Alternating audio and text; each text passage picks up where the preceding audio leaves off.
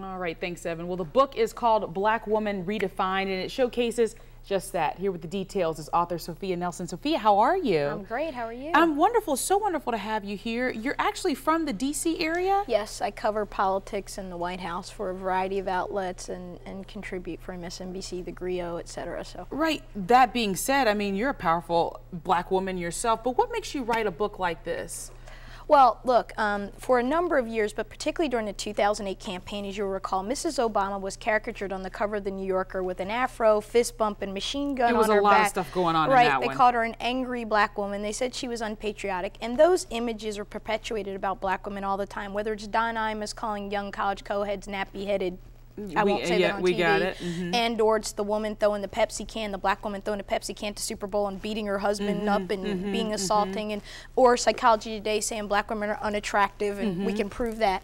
The images of us aren't so great.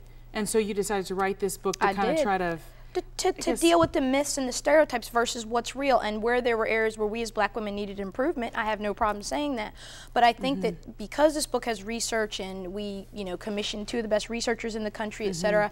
I didn't want to just give my opinions. I wanted people to actually have a roadmap. Black women, white men, others who work with us, black men in our relationships. We cover everything, and the book is done very well, and it's doing very well, and I'm very excited about it. Well, Sophia, what I'm really excited about, I think it kind of ties in, not that it has anything to do with, but the movie The Help that just came out. I think that it's very timely that your book is coming out at the same time. It is, and one of the things that I think is the controversy, if you will, over The Help is that African American women felt that when someone else tells our story, it seems to get a lot of coverage, becomes major motion picture, and sometimes extrapolated, right? Stuff we wouldn't say. But when we tell our story, sometimes it's more difficult. And as an author of this book, it's been an interesting mix. The black media has done a great deal of coverage, and I've gotten some mainstream. But what my hope is with this book is that white people and people not of color would pick this book up really and learn more about us beyond the myths and the stereotypes that often define us as black women in ways that are not flattering. So that's what's really important to me. And The Help, I think, brings up a conversation that we need to have as black and white women about where are we in the sisterhood? How are we doing? Where are we going? Because I was just going to ask you about that. The sisterhood, that's another big point that you bring up in the book. And it's so important because there's often times where there's people that say, we have a bigger problem with each other than other people have with us. You're talking about black women. Right, I think that's true. Chapter 11 deals with that issue of our sisterhood and how we're not collaborating, we're not working together. We're both members of the same sorority, for example. And as much as we love each other and do great things, sometimes we see pettiness and we see angst in all of the organizations, certainly. And I think that that's something that we as black women need to work on. I tell a story here about Essence Magazine did a feature of the book in June, and I tell the story about State Senator Juanita Goggins, who was here from South Carolina, as you recall. And you recall she was found frozen and dead alone. Very tragic story.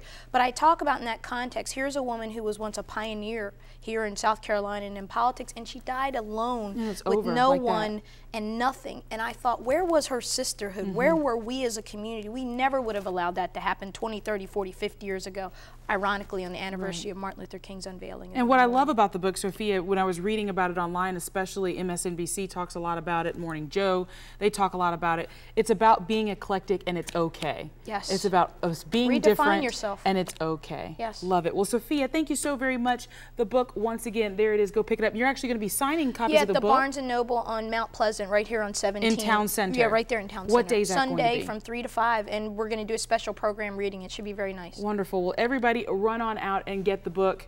It's going to be amazing. Thank you so very much for being with us today. We do appreciate it. Thank you. All right, well, when we come back, how about a free spay and neuter clinic? The Charleston Animal Society has the details. Those are coming up. Stay with us.